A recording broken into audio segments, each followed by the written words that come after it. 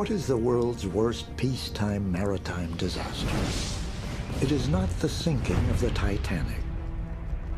It is this ship, the ill-fated Doña Paz, that just 5 days before Christmas in 1987 sailed into infamy with a loss of possibly 4,000 souls, many of them burned alive in this inferno at sea.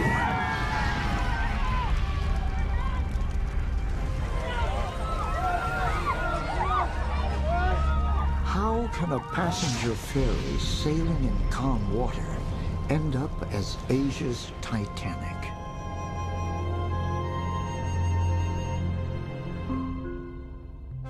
Passenger ferries like the Doña Paz were among the cheapest and the most popular ways to travel in the Philippines, a country in Southeast Asia comprising over 7,000 islands.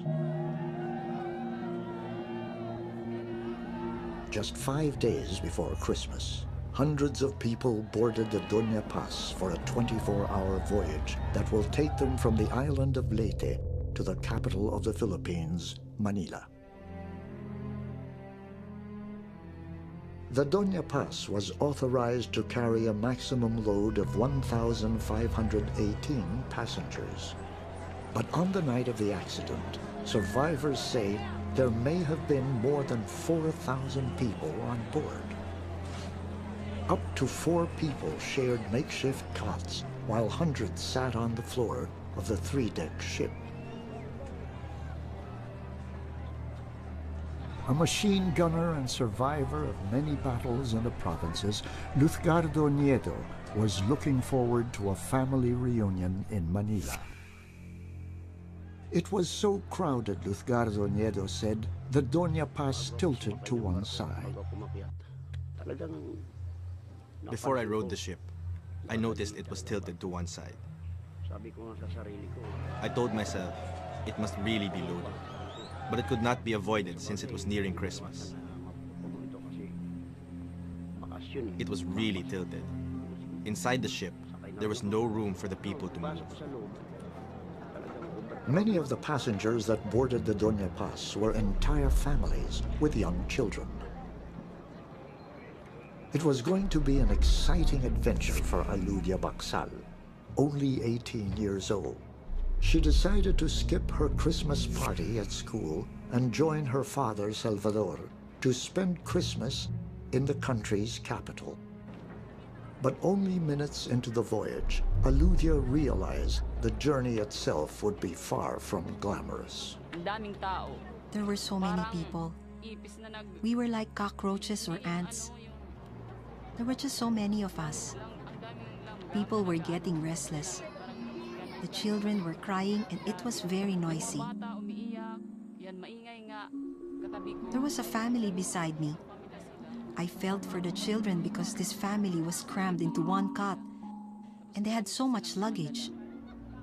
The passengers could not sleep because there was no space to lie down. There was hardly any space to sit down. 43-year-old fisherman Salvador told Aludia not to leave their family's only cot. As Aludia guards their belongings, Salvador searched the ship for food. In the kitchen, the situation was far worse.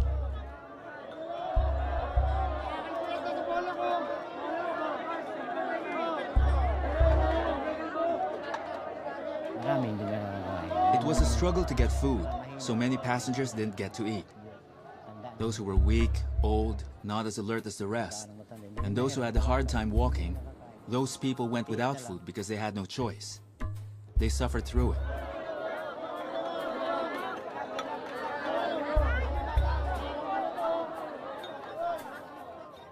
Doña Paz had an official passenger list of 1,493, with a crew of 59 on board.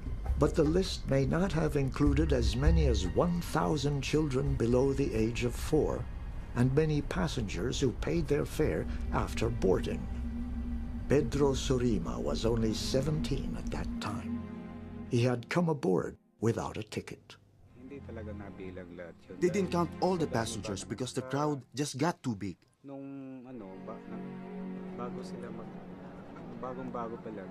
At first, they asked for your ticket before they let you aboard the ship. But later on, anyone could just get on. A lot of chance passengers were able to ride the ship.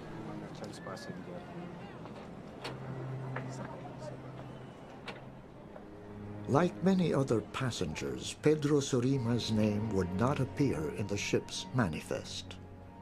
Also not in the passenger list were Philippine military soldiers and police units on their way home for the holidays.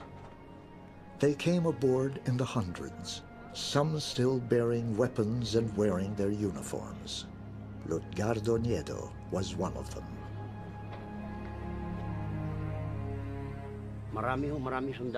There were many soldiers on board. All were headed home to their families because it was Christmas. I think about 1,000 soldiers died because that's how many there are in a battalion.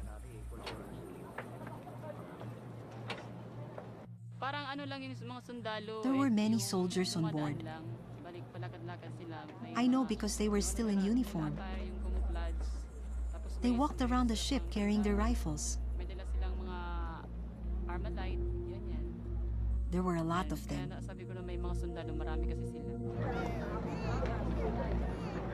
It is believed that more than 4,000 passengers may have boarded the Doña Paz. The ship was going at a steady pace of just 26 kilometers per hour. Passengers were settling in for the night. The Doña Paz was scheduled to arrive in Manila by morning. But unknown to those on board, another vessel was heading straight at them. And this was no ordinary ship. It was a tanker loaded with over 8,000 barrels of fuel.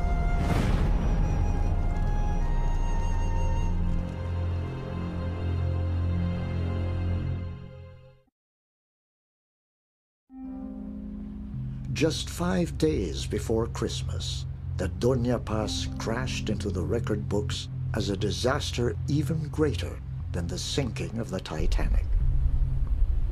The Doña Paz was authorized to carry 1,518 passengers, but on the night of the accident, survivors say there may have been more than 4,000 passengers crammed into the 3-deck ferry. It was 10 p.m. The Doña Paz was on schedule to arrive in Manila by morning. Most passengers were getting ready to sleep. But another ship, the MT Vector, was heading straight towards the Doña Paz. Aboard with his daughter Aludia, Salvador Baxal saw the ship coming.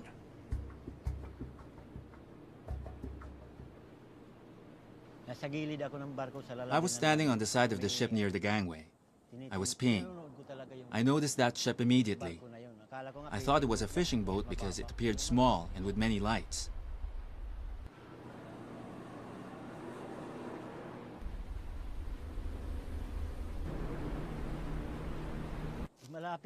But after a while, it seemed to be getting too close to the Doña Paz. I said to myself, we're going to crash.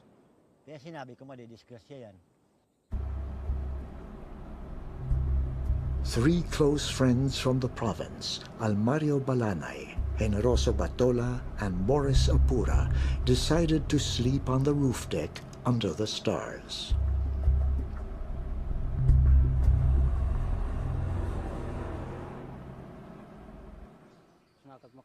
Since we did not have a cot, we decided to stay on the roof deck.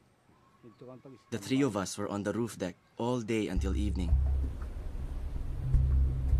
We had just settled in for the night, but after around 5 minutes, we heard a loud sound and felt something bump into us.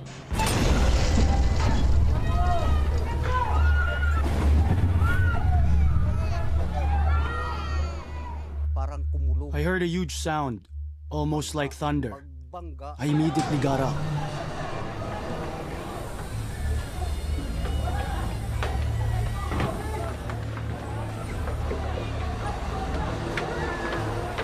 With no sound of alarm and without any warning from the ship's officer and crew, the Doña Paz collided with the MT Vector. The passengers inside the Doña Paz did not know that they had slammed into another ship, and it was no ordinary vessel. The MT Vector was an oil tanker carrying 8,000 barrels of gasoline and kerosene. Its bow had rammed into the port or left side of the Doña Paz, right where the engine room and main switchboard were located. The crash knocked out the engines and caused a short circuit, plunging the Doña Paz into total darkness.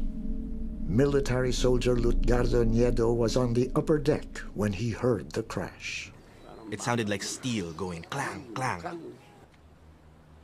There was a blackout and all the lights went out. I looked at the right side of the Doña Paz. The tail end of our ship was on fire. Then I heard an explosion coming from the engine room.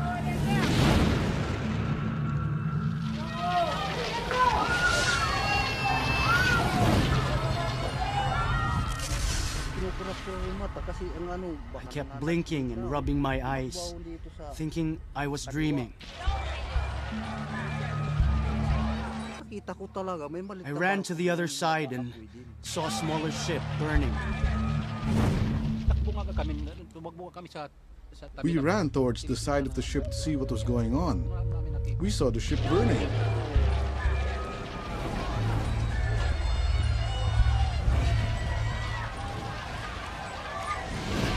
The fire spread quickly, and within seconds it was everywhere. The passengers panicked, stampeding down the corridors in near total darkness. According to eyewitnesses, many of the passengers tried to escape the flames, fumes, and smoke by going deeper into the ship. They ran down to the lower deck cabins only to get lost in the maze of panic. The passengers were in total panic. They ran around, maybe trying to get to their companions who were on other parts of the ship.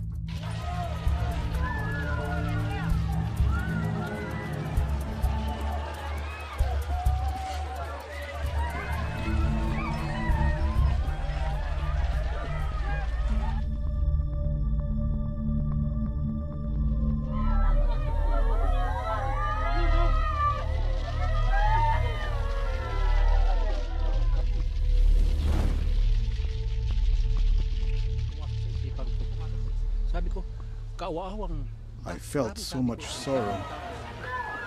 Those poor people, there were so many who were going to die tonight.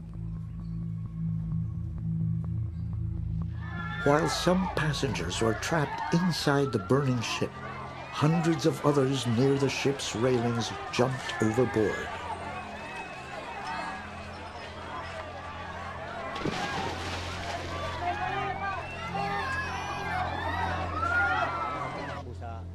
I ran back to my daughter Aludia and told her there's a fire. Aludia slumped to the floor and started crying. I told her to be quiet and we were going to jump overboard. It was too late to get a life jacket. There was too much smoke, which was very black.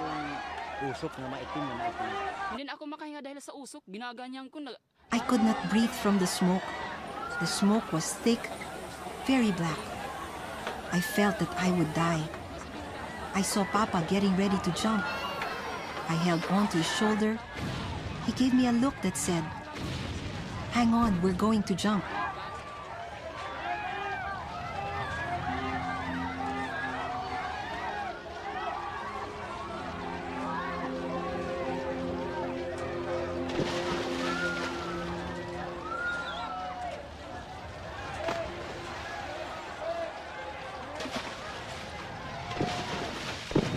They did not know that the Doña Paz had collided with an oil tanker carrying a deadly cargo of kerosene, diesel, and gasoline, and that the sea they were jumping into was on fire.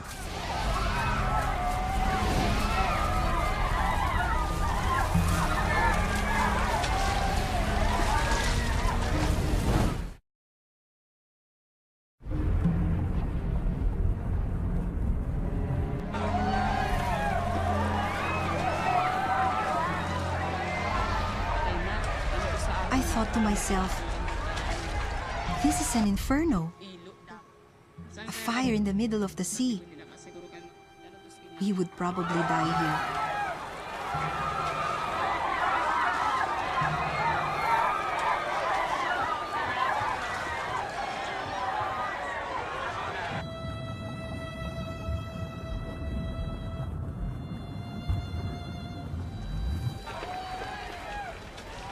Military soldier Lutgardo Nieto was also among the first to jump overboard. It went pshoo. Around a minute after, the ship exploded, right where the engine was. Boom. The fire became huge, followed by an explosion. The sea was on fire. Boom. The Vector also exploded. The oil drums were flying, and they fell and hit the sea. Gasoline and diesel spread in the water. I felt that was it for us. All we did was to swim and swim. Every time we saw the waves that were on fire come our way, we dove deep into the water.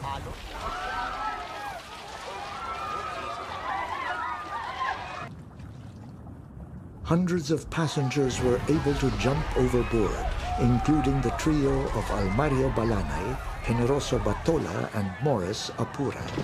They watched the last seconds of the Doña Paz. The waters surrounding the sinking ships were covered with oil, gasoline, and kerosene. They must dive into the ocean to escape the flaming surface and swim their way outside the deadly ring of fire. The fire was huge. The flames grew to almost a kilometer wide. As the wind blew, the flames grew even bigger. What I did was to stay underwater to avoid the flames. When I felt the surface was hot, I swam further away to avoid it. Finally, when I reached a safe spot away from the flames, I started to cry.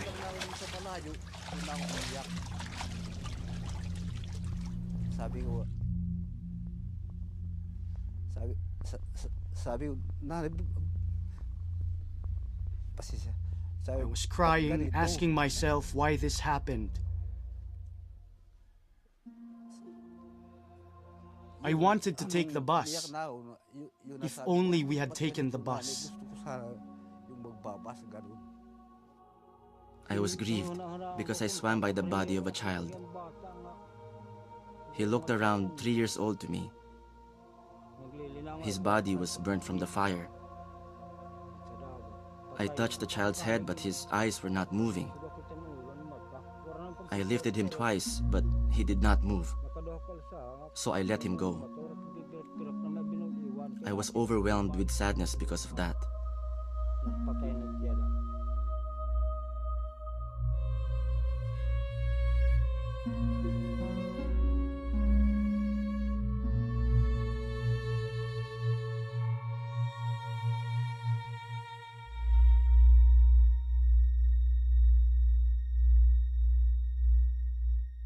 For those who jumped from a burning ship to a burning sea, the nightmare was just beginning.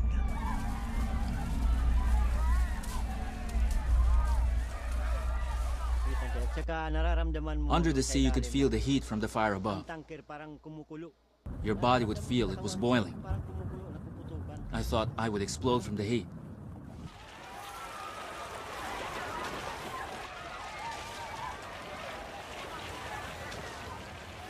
A fisherman and experienced diver, Salvador watched helplessly as bodies flowed past him. He feared the worst for his own daughter, Alutia. If my child was able to jump, if she were alive, she would shout.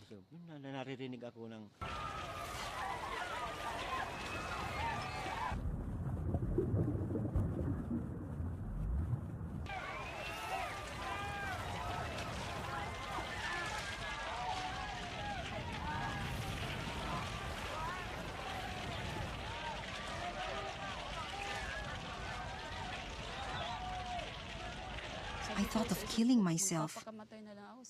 I could no longer bear being in the water. I was too tired from keeping afloat, and I had a hard time breathing. I planned to sink into the water and just drown myself. But I also kept going back up to the surface when I needed to take a breath.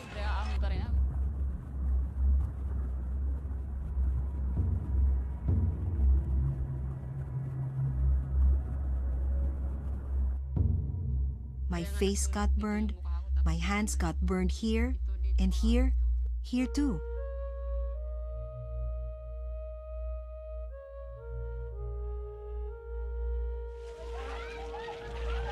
Suddenly, Aludia heard a familiar voice. It was her father, Salvador.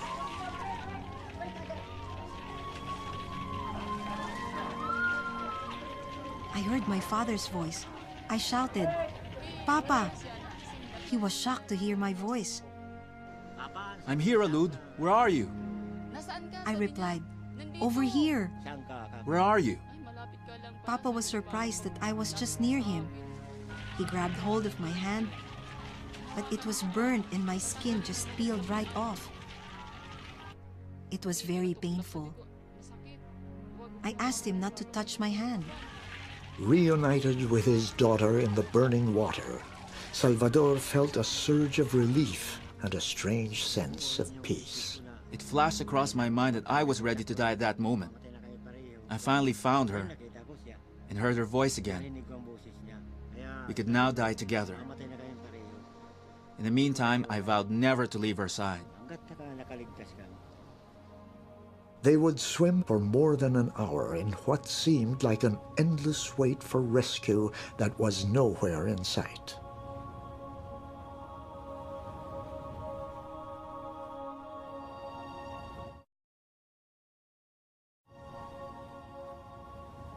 In the mild wind and calm currents, the sea kept on burning as many lives died out.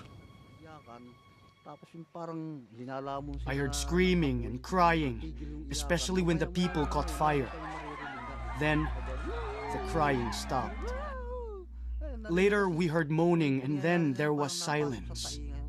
The sea became quiet.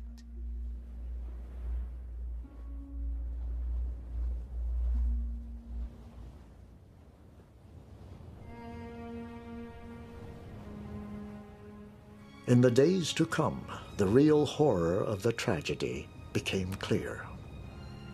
It is believed that nearly 4,000 passengers boarded the Doña Paz. Only 24 would survive to tell the tale. And as the search for bodies ended, the demand for answers began.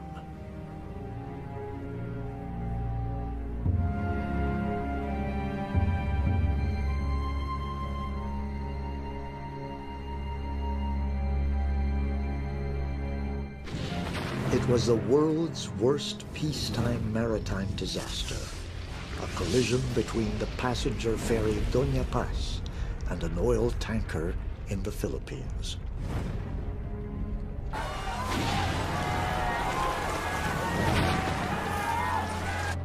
But the Philippine Coast Guard did not learn of the accident until more than 8 hours later. And it took another 8 hours to launch an official search and rescue operation.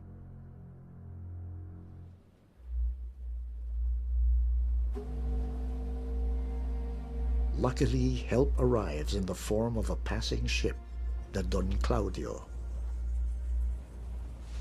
By then, the survivors had been swimming for more than an hour. Father and daughter, Salvador and Aludia, saw the light from afar. A ship arrived. I told Papa, "There's a ship. There's light." Papa said, "Raise your hand so they can see that there's a woman." So I did, and all the others followed. They tried to pull us up with a rope. I told them we are too exhausted, we cannot hang on to it. So they threw the net. Aludia and I climbed up using the net. Only aboard the Don Claudio would Salvador realize just how horribly his daughter Aludia had burned in the water. She was suffering from third-degree burns on her face and arms. Today, her right eye still bears the scar of the flames.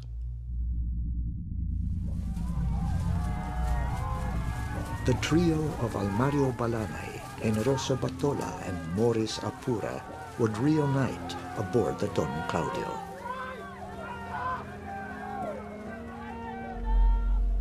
I saw Morris stretched out on a dining table. His body was full of burns. He was alive and breathing, but his body was burned like charcoal. When they pulled me up, my skin started peeling off, here and here. Only then did I feel the pain. The doctor told him he was burned badly and that he should lie down. I took care of him while he was sleeping. His burns were showing. In fact, some parts were dripping. Out of nearly 4,000 passengers who may have boarded the Doña Paz, only 24 survived. I'm the only soldier who survived. The rest died. I guess they drowned or were eaten by sharks. Days after the collision, the coasts of the nearest island of Mindoro were littered with bloated corpses washed ashore.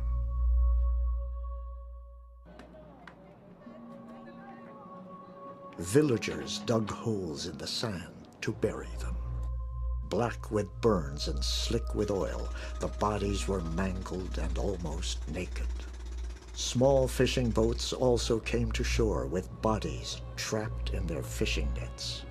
Villages watched in grief as boat after boat arrived with their terrible catch.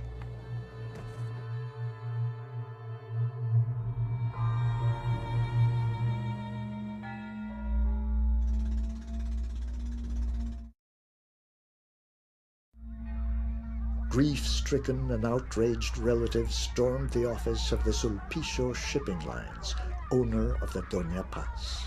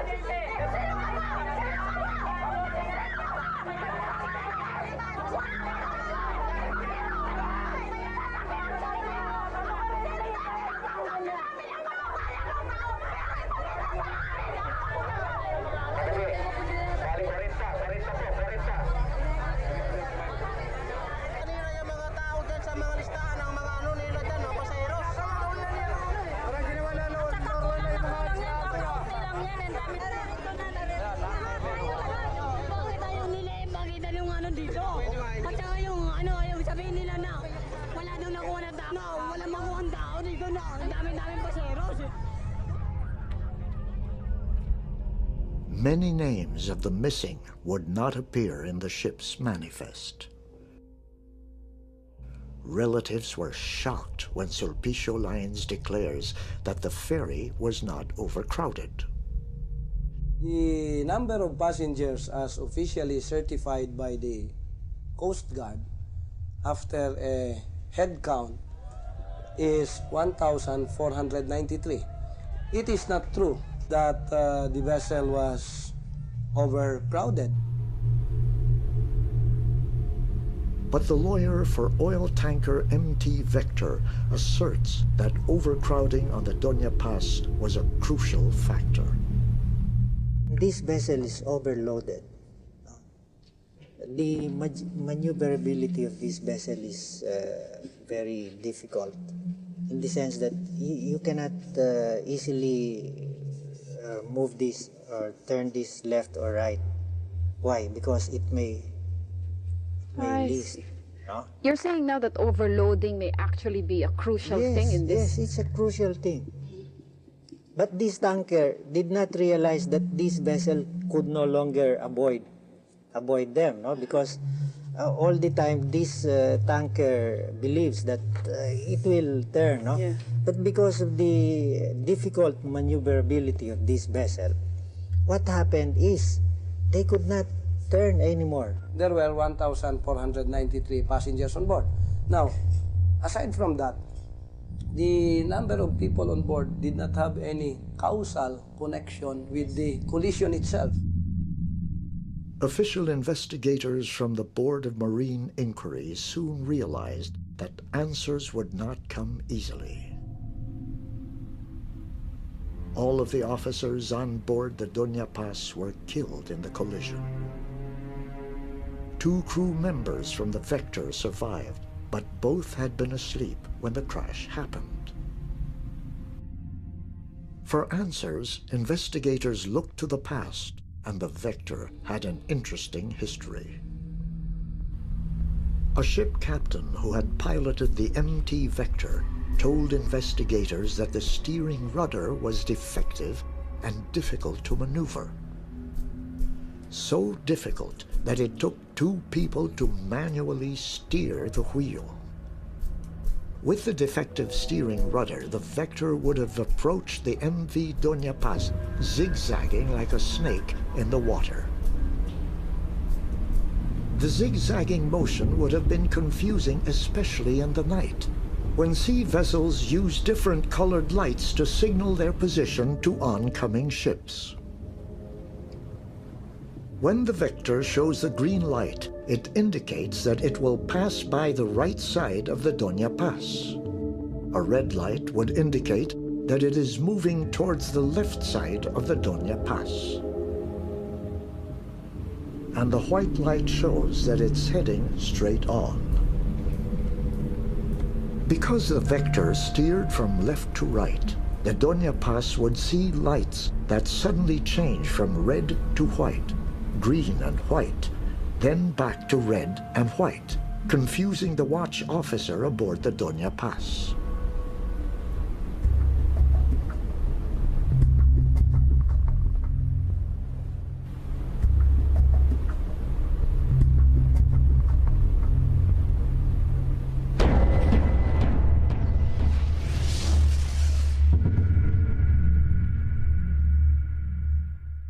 Investigators found other disturbing problems. The tanker was undermanned and the officers and crew underqualified.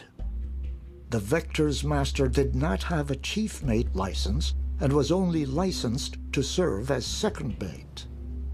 The chief engineer had no license at all, and the Vector had no qualified lookout on the bridge. Investigators questioned how the Vector was allowed to sail at all. They soon discovered that the Vector had sailed without a certificate of inspection and Coast Guard license, basic documents that declare ships in the Philippines to be seaworthy.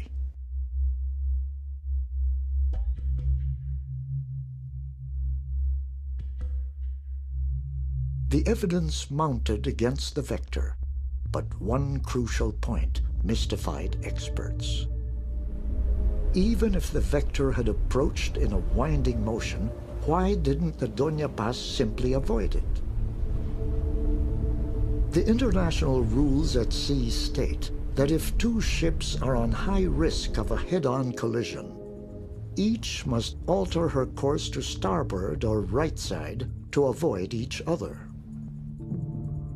Why did the Doña Paz and Vector get too close? Commodore Benjamin Mata was himself a shipmaster before he became a leading expert in maritime safety. It's like a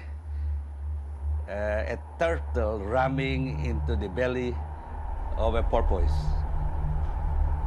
How that can happen is really puzzling to me. I cannot understand why the Doña Paz did not take evasive action and just leave this site.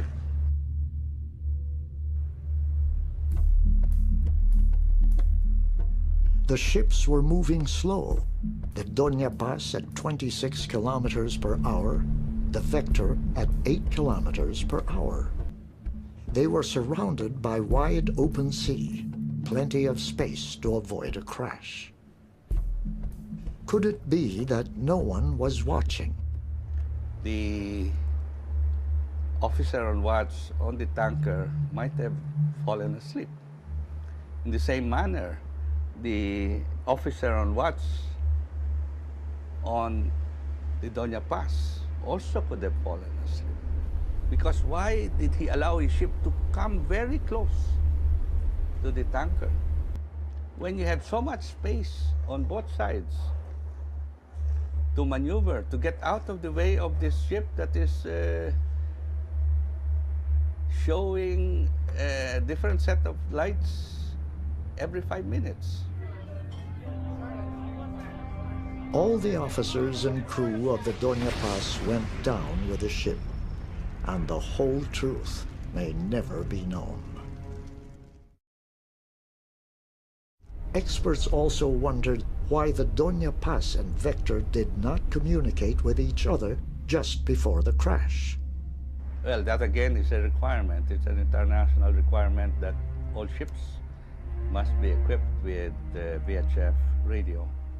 In situations where ships are in sight of each other, they can use the radio to communicate and ask the other ship what his intentions are.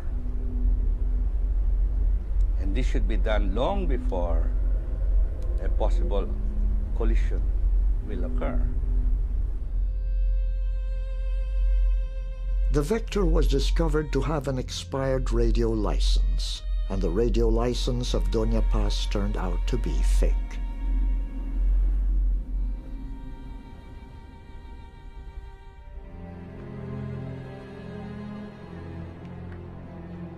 Unbelievably, the official investigation ruled out what could have been the most spectacular aspect of the Doña Paz tragedy. The reported overcrowding of almost 4,000 passengers on board the Doña Paz. The Board of Marine Inquiry dismissed the eyewitness account of the survivors. They ruled that the eyewitnesses were not qualified to count the number of actual passengers aboard and were just making estimates. Investigators took the word of the Philippine Coast Guard boarding team, who insisted to the very end that they conducted a proper head count.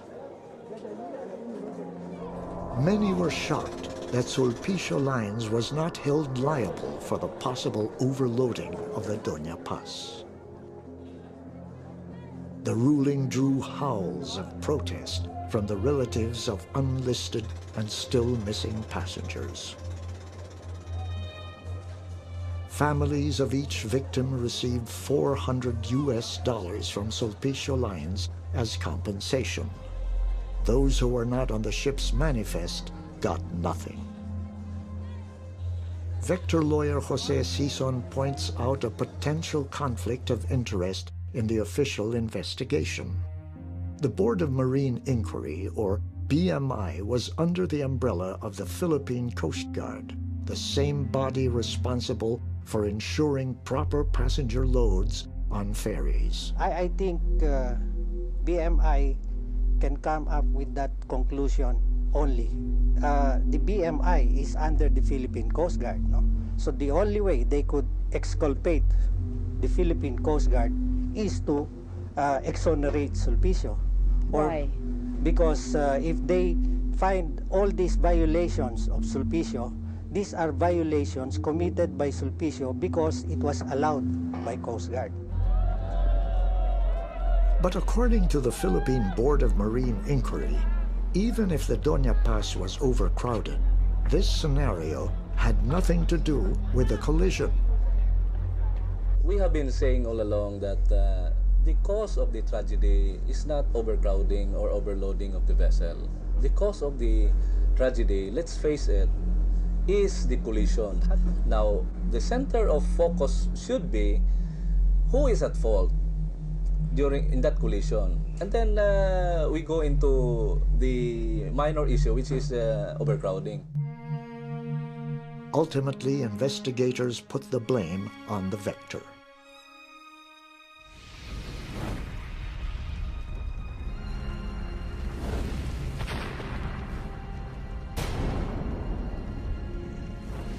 But one burning question remained. Why didn't the captain and crew of the Doña Paz take evasive action? Shocking allegations later surfaced from survivors. So they were having fun? They were having fun, not the passengers. Are you talking about the first-class passengers? I'm talking about the crew of the ship.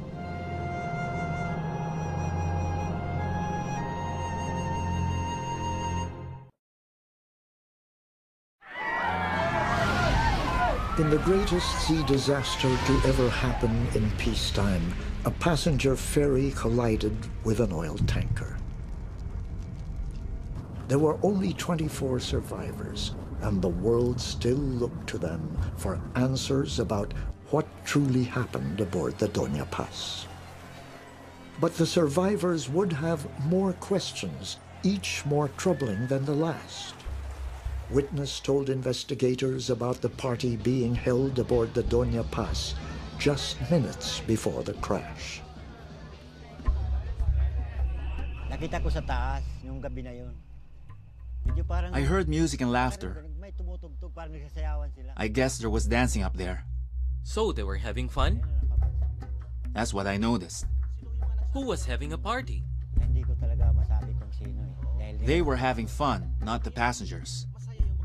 They were having fun. Yung nasa taas, hindi yung pasaheros. Are you talking about the first-class passengers? I'm talking about the crew of the ship. Another survivor, military soldier Lutgardo Nieto, recalls that a fellow soldier had told him about the same party at the bridge, and that disturbingly, the captain was among them. The soldier told me that he'd been going around the ship, and he was specific that he came from a party at the bridge.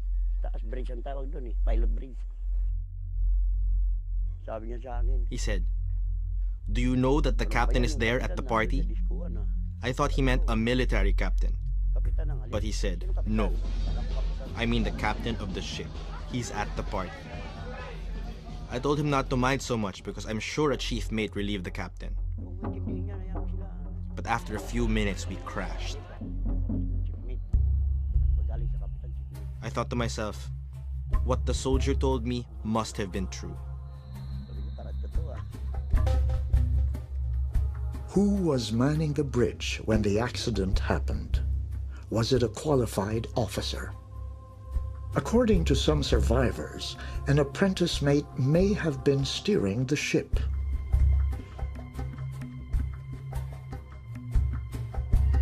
The truth may never be known.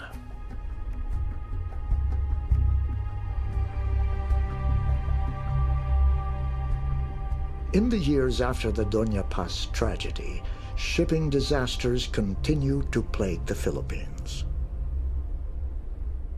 In 1988, nearly a year after the tragedy, the Doña Marilyn, a sister ship of the Doña Paz, sank off the central province of Leyte, killing some 300 lives.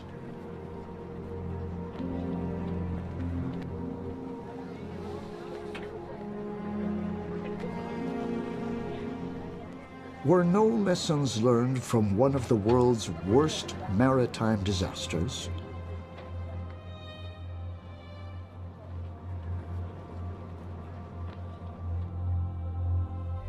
It has been 20 years since that fateful December day.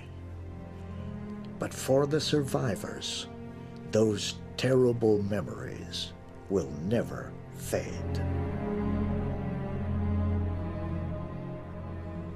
Nag-land travel kami. Sumakay din. Kailangan madali lang.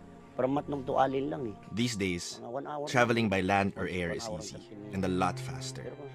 So to take the ferry from Manila to Leyte, No. I don't want to ride a ship again. I'm afraid to get on because if it sinks, I may not be as fortunate. I'll just take the plane. It's faster. I don't want to ride a ship again. I won't, even if it's for free. As I was there watching it happen, I prayed to God that He let me live because my family needs me. They depend on me, and I promised to serve them till my last breath. They are the reason why I fought to stay alive that night.